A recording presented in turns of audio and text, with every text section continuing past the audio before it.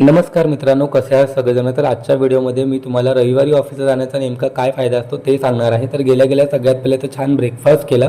आता तुम्ही म्हणाल दादा रविवारी ऑफिसमध्ये जाण्यात कसला आला नेमका फायदा, तर आता ते तुम्हाला ब्लॉग पुढे बघितल्यावर कळेलच. ब्रेकफास्ट संपल्यानंतर जेव्हा मी डेस्कवरती गेलो तेव्हा माझ्यासाठी ठेवला होता साईबाबांचा प्रसाद, जो शिर्डीवरून आमच्या एका कलिगने स्पेशली आमच्या सगळ्यांसाठी आणला होता.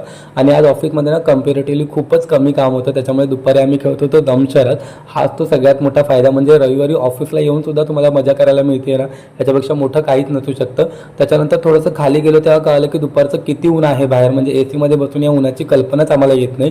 आता खाली नेमकं कशासाठी आलो होतो, तर आम्ही आमच्या सगळ्यांसाठी ऑर्डर केले होते गरमागरम समोसे.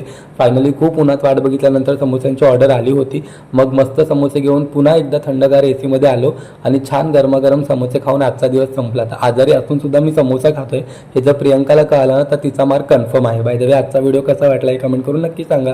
Bye bye.